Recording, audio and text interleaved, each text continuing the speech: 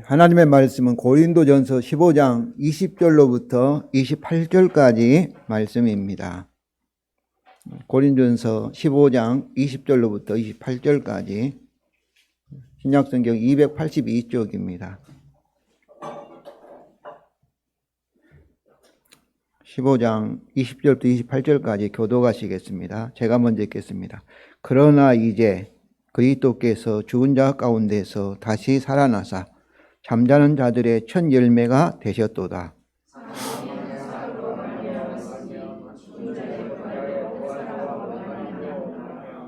아담 안에서 모든 사람이 죽은 것 같이 그리스도 안에서 모든 사람이 삶을 얻으리라.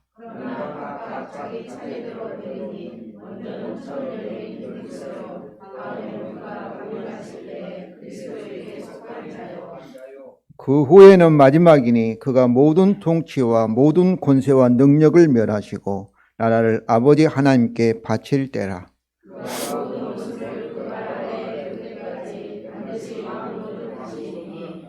맨 나중에 멸망받을 온수는 사망이니라.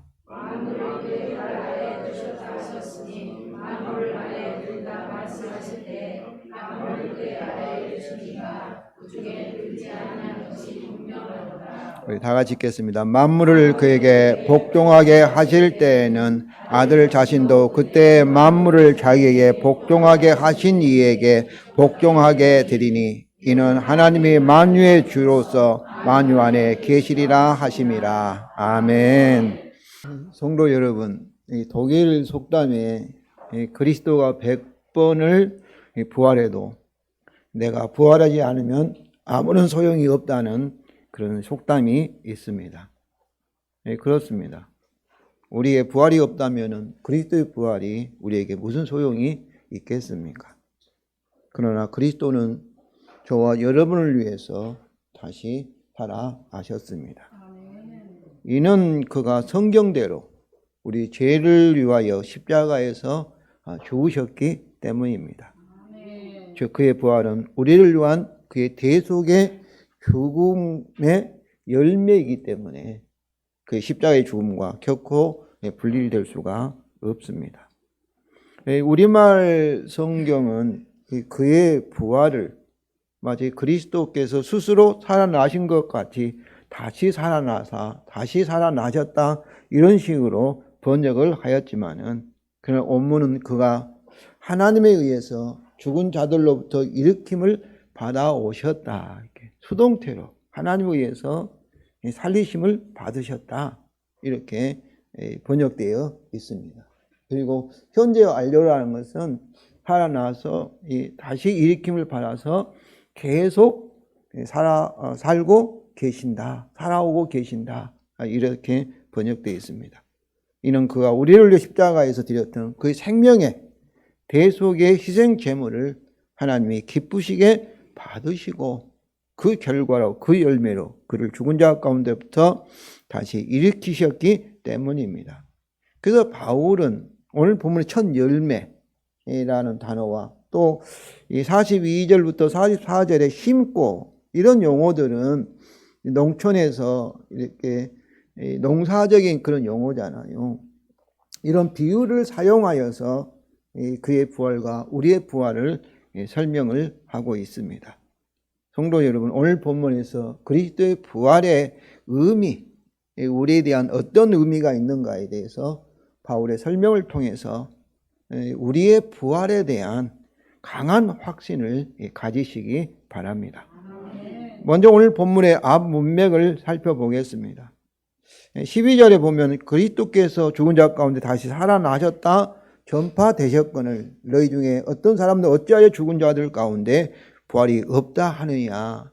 이 질문에 이어서 바울은 가상 조건들이죠. 와 그 결과들을 계속 반복하고 있습니다.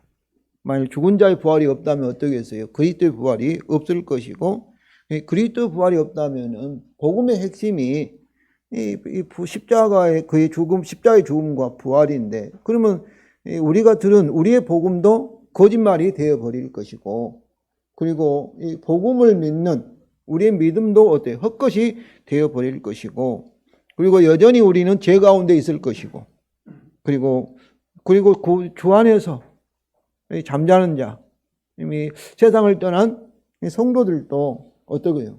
망할 것이고 다시 살아나지 못하니까. 결론적으로는 우리의 소망이 눈에 보이는 이 세상뿐이면 어떠겠어요? 이 세상에서 가장 불쌍한 사람이 저와 여러분이 될 것이다. 이렇게 12절부터 19절에서 반복적으로 바울이 말하고 있습니다. 그러나 성도 여러분, 바울은 이처럼 죽은 자의 부활을 부인할 경우 뒤따르는 모든 암울한 가상적인 결과들을 먼저 제시한 후에 그것과는 대대적으로 절대 다른 진리에 근거한다는 의미에서 그러나 사실은, 그러나 실상으로 시작하는 오늘 본문을 시작하고 있습니다. 첫째로 그리스도의 부활은 모든 성도의 부활의 첫 열매입니다. 먼저 20절 우리 다 같이 읽겠습니다. 그러나 이제 그리스도께서 죽은 자 가운데서 다시 살아나사 잠자는 자들의 첫 열매가 되셨도다. 이 살아나서 이미 설명한 대로 현재 완료 수동태로서 하나님의 일으킴을 받아 오셨다. 그런 의미입니다. 여기서 바울은 그리스도의 부활을 다시 확인한 후에 그의 부활의 의미를 설명하기 시작합니다. 그의 부활은 단지 그리스도의 혼자만의 부활이 아니라 모든 성도의 첫 열매로서의 부활이라는 것입니다. 첫 열매. 첫 열매 이 아파르케라는 단어는 이 농업 비유를 이렇게 식물 비유를 들면 첫 열매로 볼 수 있고, 그리고 동물이면 첫 태생, 사람으로 말하면 먼저 처음으로 태어난 자, 그런 의미에서의 첫 열매예요. 첫 열매. 그러니까 우리 이 세상에서 가장 먼저 이렇게 창조되신 분은 누구예요? 아담이죠. 아담을 아파르케, 첫 열매, 첫 머리 이렇게 말할 수 있어요. 그런데 이 부활에서 죽은 자 가운데부터 첫 번째 태어난 자, 그분이 누구라는 거예요? 부활하신 그리스도라는 거예요. 그러니까 우리 성경에서 보면은 옛사람이 있지 않습니까? 옛사람. 이 첫 창조의 아담 안에서 태어난 사람을 옛사람이라고 해요. 세상에 있는 모든 인류가 옛사람이에요. 그런데 여기서 모든 성도, 그리스도 안에서 잠자는 자들의 첫 열매가 되셨도다 이 말씀은 이 제2의 창조, 새 창조의 첫 번째로 태어나신 분이 첫 조상이 누구라는 거예요? 그리스도라는 거예요. 그러니까 새 사람의 조상, 새 사람의 처음 태어난 그런 머리, 대표자, 이것을 그리스도의 부활하신 그리스도를 말하고 있어요.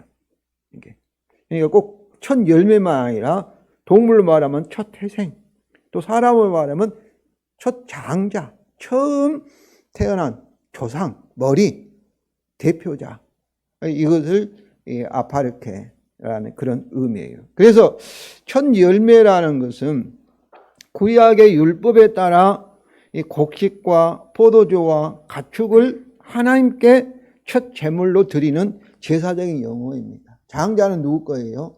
하나님 것이다. 그러면 장자만 하나님 것이 아니라, 첫 태생만 하나님 것이 아니라, 그것은 뭐예요? 세상에 있는 모든 것은 누구 것이에요? 다 하나님 것이다. 그런 의미예요. 그러나 대표적으로 이 대표에는 세상에 있는 모든 것의 대표로서 이 첫 태생, 첫 열매를 하나님께 드리는 것은 뭐인 거예요? 모든 것을 드린다는 거예요. 우리가 수입의 11조도 마찬가지죠. 10분의 1만 하나님께 드리는 것이 아니라 모든 것을 대표하는 의미에서 다 하나님 것입니다. 하나님이 주셨습니다. 그런 감사하는 의미에서 11조를 하나님께 드리는 것이죠. 그러니까 대표적인 의미가 있어요. 그래서 첫 열매는 오직 전체의 이 부분을 이룰 때만 추수의 처음으로 첫 열매로 여겨지고, 새로 태어날 어린 양, 또 전체 양 때문에 속해 있을 때에만 새로 첫 번째 태어난 이 어린 양, 처음 것으로 여겨집니다. 그러므로 여기서 첫 열매는 어떻겠어요? 이 유기적인 연합 전체와 하나 됐다는 그 연합의 계엄 안에서만이 그 의미가 있는 거예요. 첫 열매. 그것은 잠자는 자의 우리 모든 성도의 부활의 첫 번째 사람, 대표자, 머리, 조상, 그런 의미에서 첫 열매라는 뜻이에요. 그래서 그러므로 그리스도의 부활이 모든 성도의 첫 열매라는 것은 그의 부활은 하나님께 드려진 산 제물로서 가장 처음에 부활이면서 동시에 이후에 있을 모든 성도의 부활을 대표하며 그리고 보증한다는 의미입니다. 즉 그의 부활은 모든 성도의 전체 부활의 첫 열매로 여겨진다는 거예요. 지금은 저도 이렇게 도시에 살기 때문에 지금은 그렇지 않지요. 저희가 초등학교 다닐 때는 가을이 되면은 곡식이 추석 때 이제 어때요? 곡식이 안 익었어요.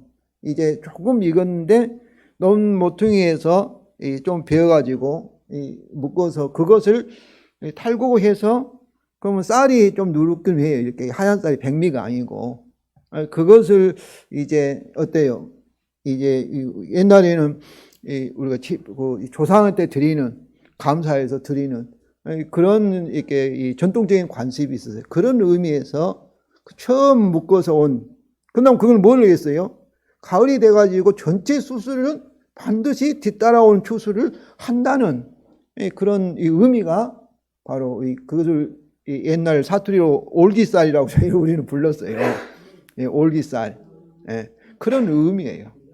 그러니까 이 그리스도의 부활은 우리가 옛날에 지금은 그렇지 않지요. 쌀이 많고 뭐 이렇게 풍성하게 되는데 옛날에는 그렇게 했어요. 올기쌀. 그것도 밥을 재워가지고 제사장에 올리고 그리고 온 가족이 먹었어요. 그건 뭐겠어요? 이제 추수가 시작되었다. 이미 추수가 시작되었고 곧 바로 이제 추수를 한다. 그런 의미에서 첫 열매라는 거예요. 그렇기 때문에 어떠겠어요? 그리스도의 부활은 우리의 부활에 대표하는 것이고 보증이고 우리 부활의 신호탄이다. 확실하다. 이것을 선언하고 있습니다. 이제 바울은 이것의 확실한 이유를 아담과 그리스도의 모형론으로 비교하고 또 대조하여 설명합니다. 21절, 22절입니다. 우리말 성경이 애냐면이라는 이 접속사를 이유 접속사를 생략하고 있는데 원래는 들어있어요. 애냐면과 같이 우리 다 같이 애냐면 사람이 한 사람으로 말미암았으니 죽은 자의 부활도 한 사람으로 말미암기 때문이다. 왜냐하면 아담 안에서 모든 사람이 죽은 것 같이 그리스도 안에서 모든 사람이 삶을 얻으리라. 성도 여러분, 그러니까 세상에 태어나는 순간 어때요? 언제를 가지고 태어난다 하고 그리고 태어난 순간 죄인으로 죄 성품이 있어요. 우리가 유치원부터 또 태어난 아이에게 부모님이 막 욕을 가르치고 무슨 죄악을 가르치는 부모가 없어요. 다 착하게 살으라고.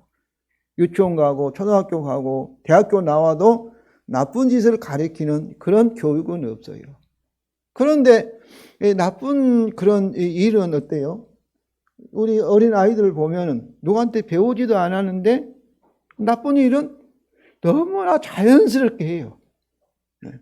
저희가 이렇게 외국에 살 때 우리 딸이 왔는데 와가 처음에는 영어를 잘 못해요. 이렇게 영어를 이제 그림을 가지고 영어를 ship를 이제 우리 배거든요.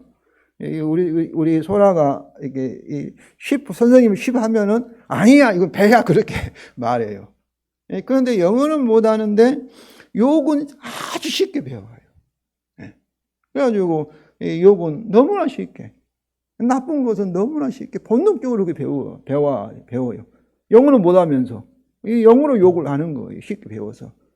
영어를 보면은 왜 그러냐면은 우리가 아담의 후손으로 아담 안에 참으로 본질을 가지고 태어났기 때문에. 그리고 어때요? 태어난 순간부터 우리는 성장도 하지만은 나중에는 다 죽음을 향해서 우리가 터벅터벅 걸어가고 있어요. 성도 여러분, 이것은 하나님이 세상을 창조할 때 에덴 동산에서 질병이나 늙어가는 거나 그리고 이렇게 죽어가는 것을 사망을 하나님이 창조하신 것이 아닙니다. 그것은 하나님과 우리 인류사에 맺은 이 언약, 계약에 따라 아담이 그 계약을 범하고 계약의 그 조건에 따라서 아담에 의해서 이 세상에 죄가 들어오고 그리고 죄에 의해서 사망의 열매를 맺게 된 거예요. 그러니까 죽어가는 것은 자연스러운 현상이 아니에요. 사고로 이게 생긴 거예요. 하나님께서 원하시지 않는 거예요. 죽어가는 것은. 이건 우리 인간이 잘못해서 그 결과로 사고로 생긴 거예요.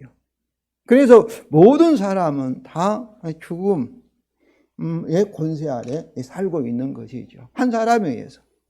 그런데 이 영생 또 이 부활도 한 사람, 제2의 이 아담, 마지막 아담이신 예수 그리스도에 의해서 우리에게 오게 되었다는 것이죠.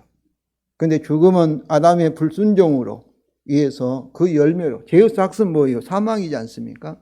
오지만은 한 사람의 순종, 죽기까지 십자가의 순종을 통해서 우리에게 오게 된 것이 곧 영생과 부활의 몸이라는 거예요.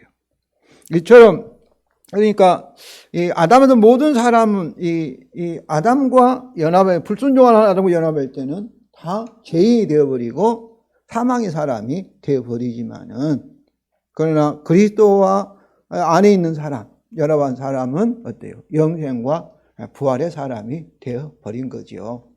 그래서 아담은 옛 창조의 첫 대표자, 조상, 옛사람의 머리이고 그리스도는 새 사람, 재창조, 새 창조의 대표자, 머리임을 여기서 설명하고 있습니다. 이처럼 참으로 이 아담의 첫 창조의 조상으로서 첫 창조서가 모든 사람의 운명을 결정하는 것처럼 마지막 아담의 그리스도는 종말의 새 창조의 대표자로서 그에서가 모든 사람의 운명을 결정하기 때문입니다. 둘째 이유는 아담의 불순종으로 그 안에 모든 사람이 죽은 것 같이 그리스도의 순종 그 안에 있는 모든 사람이 삶을 얻었기 때문입니다. 즉 불순종의 아담과 연합은 사망의 원인인 것 같이 순종의 그리스도의 연합은 생명과 부활의 원인이기 때문입니다. 그럼 성도 여러분, 모든 성도의 첫 열매로서 이 그리스도의 부활은 우리의 미래의 부활의 보증임을 믿으시기를 바랍니다. 우리가 이렇게 하면은, 그러자, 우리는 죽지도 않고, 그러면, 당연히 영원히 살아야 되고, 부활해야 되는데, 왜 죽음이 오는가? 그런 생각이 들잖아. 왜 나는 아파가고, 왜 아직도 고통이 오고, 이런가? 그런 오해가 있을 수 있죠. 그래서 바울은 이제 식물 비유, 농촌의 농사 비유가 아니라 군대 용어의 비유 용어를 사용하여서 모든 성도의 부활의 조건을 더 설명합니다. 23절입니다. 우리 다 같이 읽겠습니다. 그러나 각각 자기 차례대로 되리니 먼저는 첫 열매인 그리스도요, 다음에는 그가 강림하실 때에 그리스도에게 속한 자요. 이거 차례 군대에서 용어하잖아요. 그러면 이게 딱 줄 서고 행진할 때도 차근차근 앞으로 가면 이게 순서대로 가잖아요. 그런 용어가 이 차례라는 이 용어입니다. 이것은 우리 죽은 자의 부활은 하나님의 정한 순서에 따라, 규칙에 따라 일어난다는 것입니다. 그래서 첫 열매와 다음에는 그의 부활과 모든 성도의 부활 사이에는 역사적인 간격이 있다는 것이죠.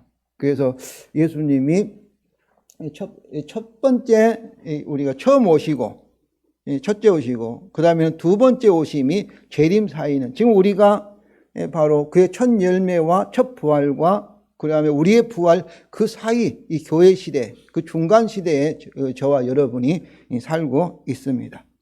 그러나 그렇기 때문에 우리 부활은 어떤 거예요? 우리 부활은 주님이 재림할 때까지 기다려야 되는 것이죠. 왜냐하면 다음에는 그의 강림하실 때, 그가 재림하실 때 그리스도에 속한 모든 성도들의 부활이 일어난다는 것이죠. 근데 여기에는 불신자의 부활이 이렇게 설명되지 않습니다. 그러니까 성도의 부활할 때 불신자도 같이 부활하게 돼요. 왜냐하면 우리는 영생의 부활로, 불신자는 심판의 부활로 이렇게 있다는 것이 요한복음 5장 28절과 29절에 또 다니엘 12장 2절에 말씀하고 있습니다. 다만 그리스도의 부활이 불신자의 부활의 첫 열매가 아니기 때문에 이 첫 열매는 하나님께 드려진 열매잖아요. 불신자들의 부활은 하나님부터 영원히 이제 분리되는, 그것이 지옥 형벌이에요. 다시 하나님께 돌아올 기회를 놓쳐버리는, 없어져 버리는 영원한 사망에 빠지기 때문에, 첫 열매가 아니기 때문에 여기서는 언급하지 않는 것뿐입니다. 두 번째로 그리스도의 부활은 그 재림을 통하여 모든 원수에 대한 최후 심판과 그리고 구원의 완성에 대한 종말론적인 신호탄 시작입니다. 24절부터 28절까지 있는데 먼저 24절입니다. 우리 다 같이 읽겠습니다. 그 후에는 마지막이니 그가 모든 통치와 모든 권세와 능력을 멸하시고 나라를 아버지 하나님께 바칠 때라. 그 후에는 23절에 말씀하고 있잖아요. 그의 재림과 더불어서 모든 성도의 부활 후를 가리킵니다. 그리고는 그 마지막이 있다는 거예요. 그 마지막은, 그러니까 이 마지막은 부활로 시작된 종말의 마지막이에요. 이미 종말이 새 창조가 시작되었어요. 시작되어서 이 그리스도의 부활로 이미 첫 열매로서 추수가 시작이 되었어요.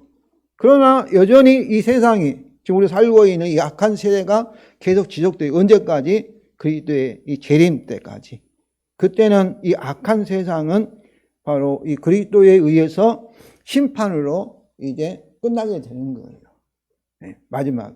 그래서 그 마지막이라는 것은, 이 마지막은 그의 부활로 시작된 종말의 마지막인 동시에 이 악한 세대가 그때까지 지속돼요. 그러니까 우리는 두 세대에 살고 있어요. 새 창조에 의한 그리스도 안에서 참으로 이 하나님 나라 속에 사는 동시에 여전히 옛 창조에 의한 이 아담에 속해 있는 옛사람의 그런 세력 아래서 저와 여러분이 살고 있습니다. 그래서 그러므로 그리고 모든 정사와 권세와 능력은 하나님을 대적하는 모든 원수, 영적으로나 또 이 세상의 악한 그런 정치적 세력도 다 하나님을 대적하는, 세상의 세력들, 정치적인 세력들, 이게 로마 황제가 지금도 북한에 있는 악한 정권은 여기에 말하는 하나님의 모든 정사와 이 모든 권세와 능력의 하나님의 원수들이라고 볼 수가 있는 것이죠. 또 이 원수들이라는 것은 우리에게 나쁜 것은 다 원수들이에요. 여기에는 뭐가 포함돼? 26절에 나중에 멸망받을 원수인 사망, 또 질병, 또 사고. 하나님이 창조하시고 창세기 1장에 보면 하나님 보시기에 좋았더라, 선하다 하고 그 속에 들지 않는 것은 다 악한 거예요. 우리가 늙어가는 것도 악한 것이고, 그리고 이런 기후변화, 이런 것들도 하나님이 창조한 온 상태, 선한 창조와에서 벗어나는 것은 다 악이에요. 그것은 아담이 선악과를 따먹은 그 불순종의 결과로서 하나님의 저주와 사망에 의해서 이 세상에 그런 악한 결과들이 들어오게 된 것이에요. 이 모든 원수도 하나님의 원수고 저와 여러분의 원수인 줄로 믿습니다. 바울은 그 마지막을 이렇게 이 두 가지로 형태로 설명합니다. 하나는 부활의 그리스도가 그 재림을 통해서 모든 원수를 완전하게 멸하시는, 심판하시는. 그러니까 새하늘 새 땅을 만드신다는 거지요. 그래서 이 세상에 사망이라든지 질병이라든지 마귀라든지 하나님을 대적한 모든 세력은 어때요? 요한계시를 보면 다 사로잡아서 유황불에 던져버려요. 다 제거해서. 대청소를 하시는 거예요. 그러면 이 세상에는 뭐겠어요? 새하늘과 새 땅이 이제 남게 되는 것이죠. 다른 하나는 그가 아버지 하나님께 나라를 바치는, 이 나라는 어떤 나라겠어요? 하나님 나라인데 부활한 모든 성도들로 구성된 하나님 나라를 아버지께 바칠 때라는 거예요. 바로 우리 주님의 재림으로 이 종말의 마지막이 올 줄로 믿습니다. 아마 언제 올지 모르겠어요. 근데 이 세상이 기후 변화가 있어가지고 이산화탄소를 대서양이 해서 그 이산화탄소를 받아가지고 그 대서양 가장 밑으로 쟁겨놔야 되는데 이 염도가 낮아져가지고 그러지 못하고 이 바다 표면 위로 있다는 거예요. 그렇기 때문에 이 세상은 어떠겠어요? 참으로 이렇게 이산탄소가 많아지면 태양빛이 차단이 돼가지고 더 더워지겠지요.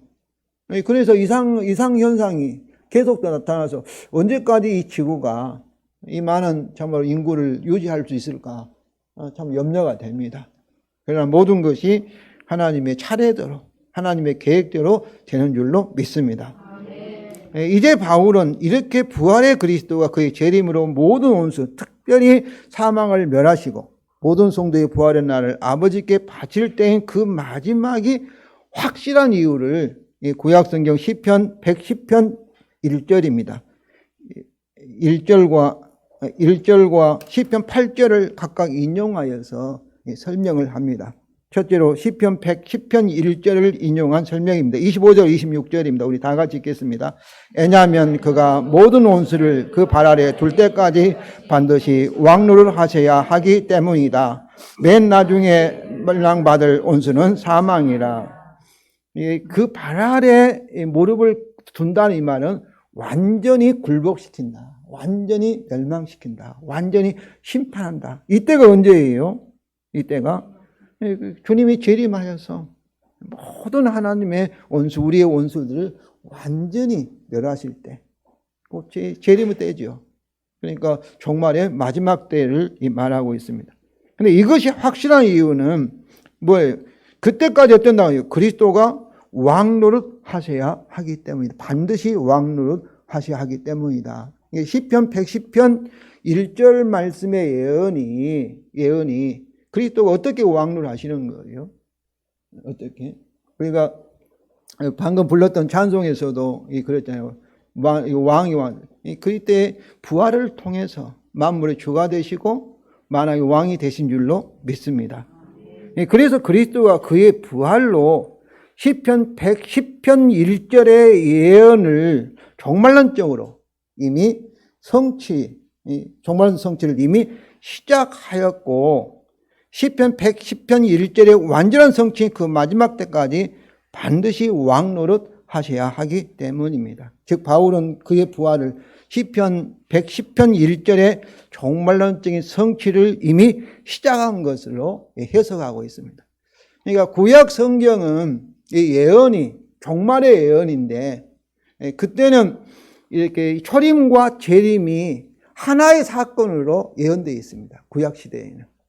그러니까 이사야서라든지 뭐 시편을 보면은 그때 근데 주님이 오셔 구약에 있는 예언의 말씀, 그 여호와의 날, 마지막 날, 종말 그때 세상을 완전히 옛 세대를 아담의 옛 세대, 제약된 세대, 악한 세대를 끝내버리고 그리스도를 부활을 통해서 완전히 새로운 세대를 시작해버리면 간단해요.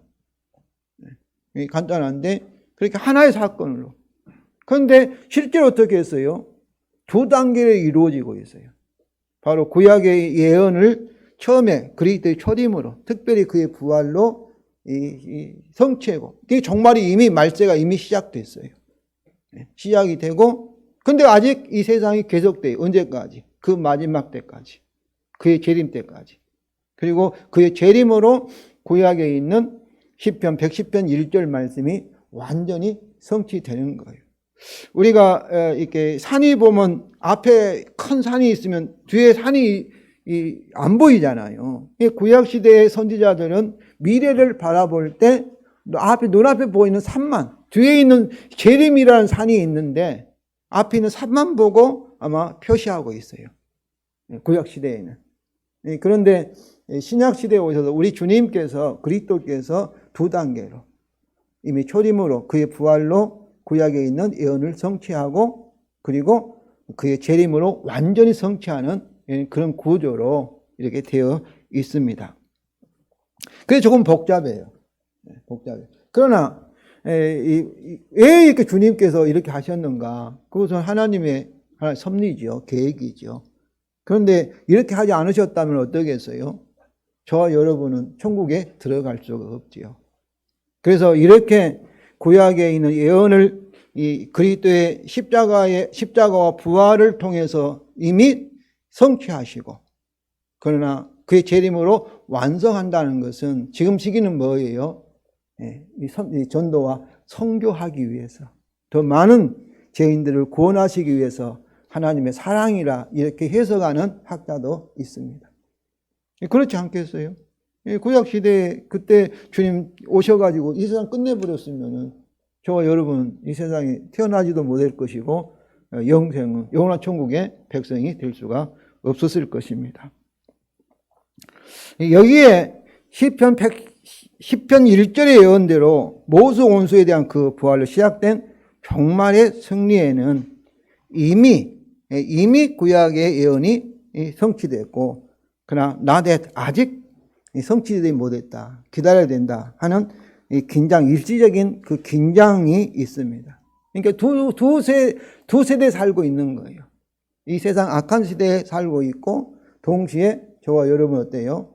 눈에 보이지 않지만은 주님이 가져온 새로운 재창조의 시대에 살고 있습니다. 그래서 우리는 옛사람이면 동시에 그리스도 안에서 새로운 피조물인 줄로 믿습니다. 이것이 일시적인 긴장이에요. 이혼론이지, 일시적인. 이 세상 사람이면서 동시에, 옛사람이면서 동시에 새 사람이에요. 새 사람. 이 세상 사람들은 이 겉모습 보면 자기를 똑같다고 하는데, 저와 여러분에는 참으로 그리스도와 연합, 그리스도 안에서 영생이 있고, 그 다음에 이 종말에 성령님이 우리 가운데 와 계신 줄로 믿습니다. 그리스도는 모든 원수에 대해 그 부활로 이미 왕노를 하시지만은 아직 모든 원수가 그에게 완전히 굴복한 것은 아닙니다. 특히 우리의 원수인 사망도 그렇습니다. 그래서 바울은 26절에 우리 다 같이 읽겠습니다. 맨 나중에 멸망받을 원수는 사망이라. 사망이라. 우리 개인적으로도 가장 마지막에 이 원수의 시험이 우리 육체적인 죽음이라 생각합니다. 그러나 우리가 두려워할 필요 없는 것은 어떠겠어요? 그의 부활로 이 사망의 권세를 깨뜨리신 주님이 저와 여러분과 함께하고, 마지막 우리가 세상을 떠날 때, 참으로 육체의 죽음을 당할 때 주님이 함께하여서 사망의 공포로부터 우리를 해방할 줄로 믿습니다. 두려워할 필요가 없는 거예요. 두려워할 필요가. 성도 여러분, 우리는 그의 십자가와 부활로 모든 원수에 대한 그의 임의와 아직의 종말론적 승리를 D-Day, 결정적인 승리 데이를 D-Day라 말하고, 그다음 V-Day의 그림으로 설명합니다. 그러니까 2차 대전에 노르만드 상륙 작전이 성공했을 때 그때 결정적인 데이예요.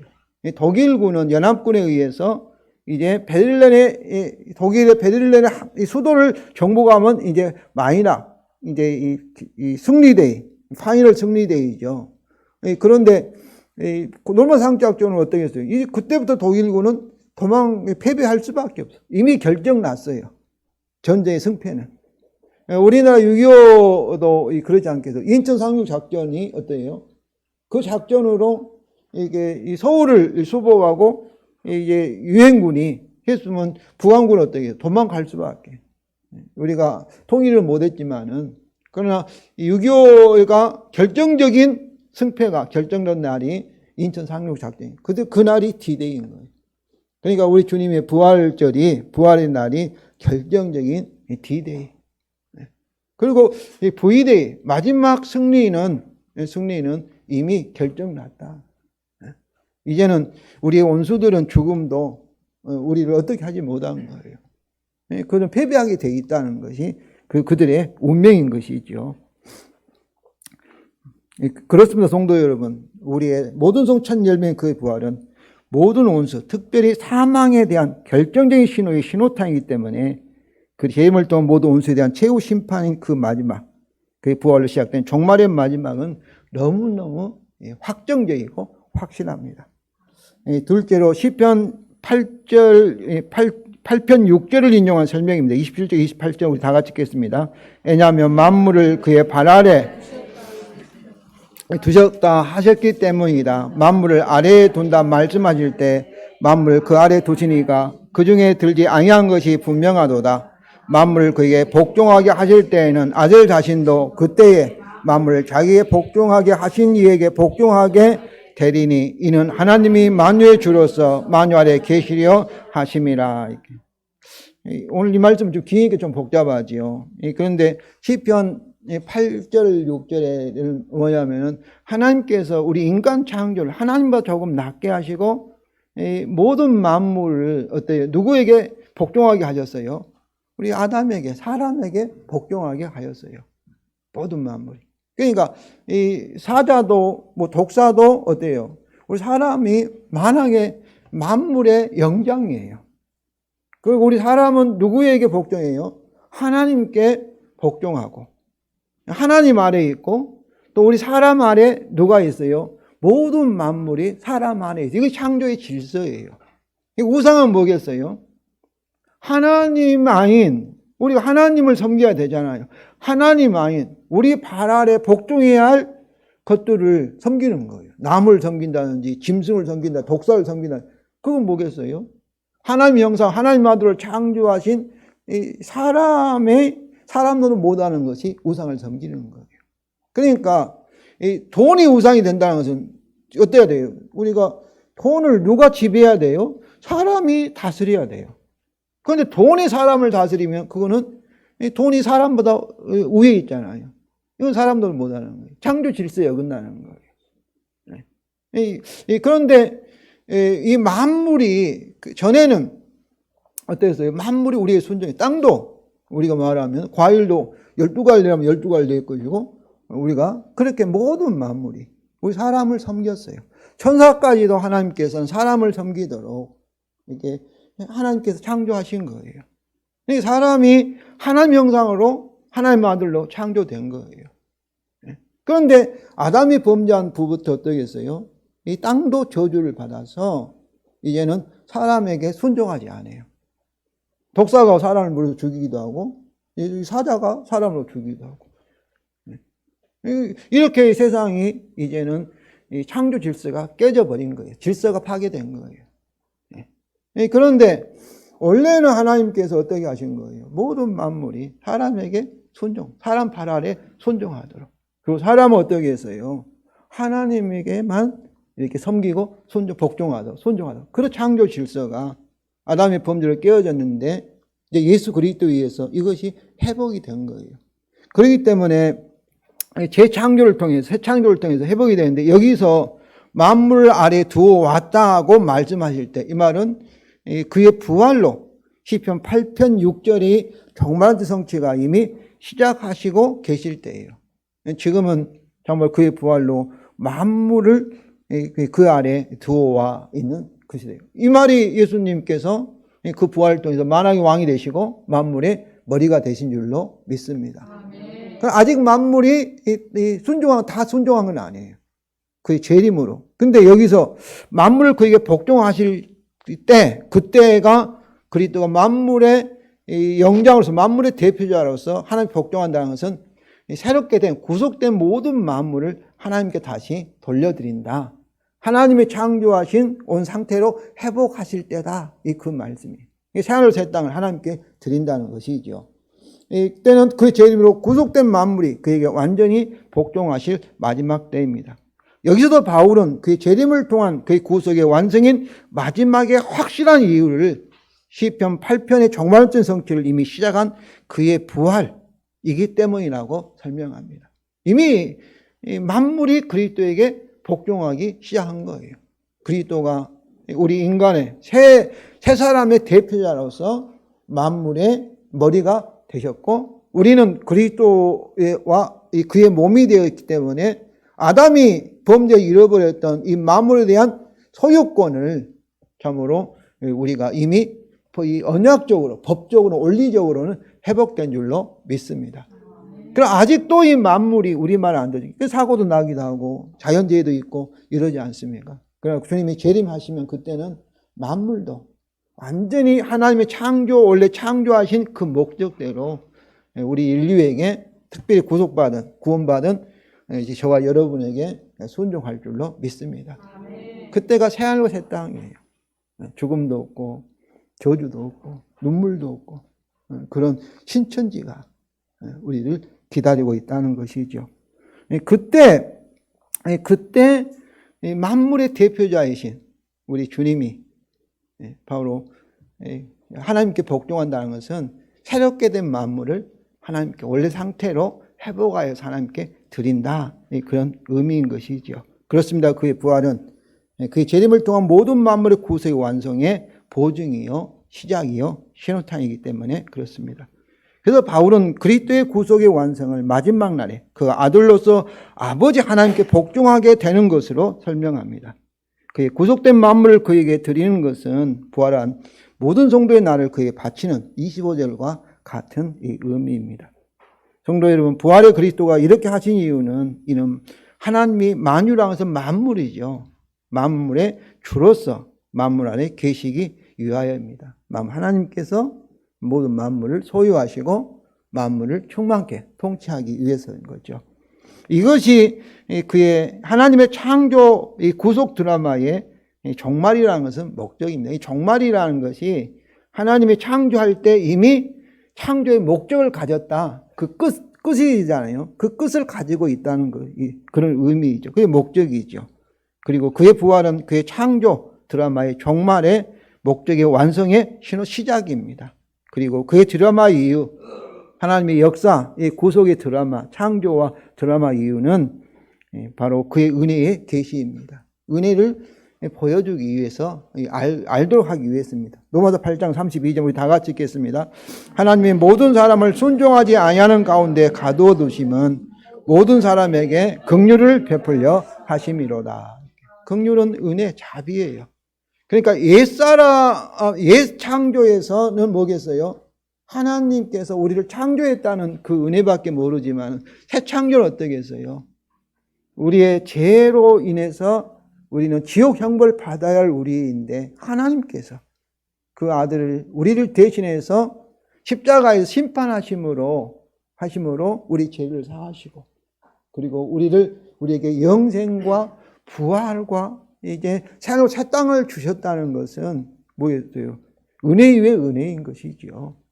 그러니까 첫 창조는 기계적인 그런 이게 은혜라 하지만은 이건 두 번째 창조라는 것은 우리 이런 죄악이 하도 우리가 개인적으로도 우리가 실수하게 하고 우리가 뭐 이게 지금 죄악 가운데 그렇게 하나님 섭리하면서 그것을 통해 어떠라는 거예요?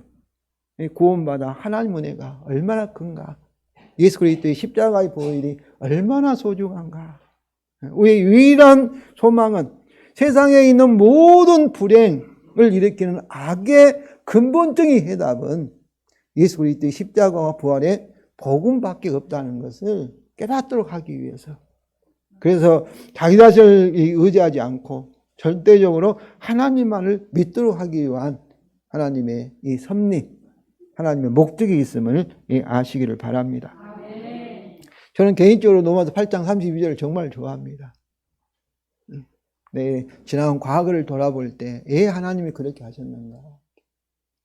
하나님의 은혜를 깨닫도록 하기 위해서 그렇구나. 왜 우리가 이렇게 복잡하게 사는가? 하나님 은혜의 하나님을 알도록 하기 위해서 그렇구나. 그런 하나님의 섭리를 발견하고, 그럼 성도 여러분, 그의 은혜의 관점에서 여러분의 개인의 과거, 현재, 미래, 또 인류의 역사의 과거, 현재, 미래를 이렇게 바라보시고 이해하시기 바랍니다. 오늘 본문에서 그리스도의 부활에 대한 바울의 해석을 통하여 그의 부활은 우리의 부활을 대표하고 보정하는 첫 열매이며 그의 부활은 그의 재림의 마지막 때의 모든 원수, 특별히 사망에 대한 최후 심판과 우리 이 구속의 완성, 하나님 나라의 완성에 대한 확실한 신호탄이라는 것을 확인하였습니다.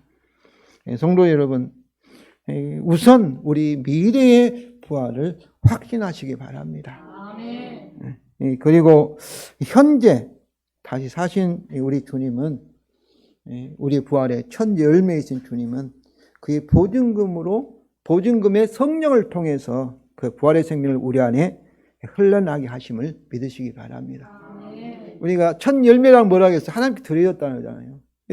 우리가 전도에서 이방인을 하나님께 드리는 그런 표현이 많습니다.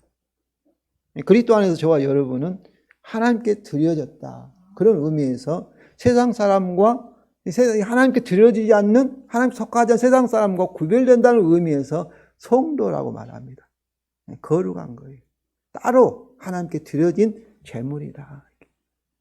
첫 열매. 이미 그리스도 안에서 이미 하나님께 드렸고, 이미 그리스도 안에서 저와 여러분은 이미 하나님께 예배 드린 자예요. 드려진 예물이에요. 우리가 예배 드리는 것은 그 안에서 우리가 예배를 드리고 있음을 아시기를 바랍니다. 그러면 성도 여러분, 우리의 첫 열매는 주님의 부활의 주님과 함께 보존서, 특별히 사망에 대해서, 사망은 네가 쏘는 거 어디냐, 네가 숙련이 어디 있느냐, 이렇게 사망을 조롱하시면서 사망에 대하여 이렇게 왕노를 하시기 바랍니다. 믿는 사람은 사망을 지배하고 다스려야지, 사망의 두려움에 쌓이는 것은, 그것은 참으로 이렇게 믿는 자의 바른 자세가 아닙니다. 이는 그의 부활이 모든 원수에 대한 우리의 영원한 승리의 결정적인 시작이기 때문에 그렇습니다.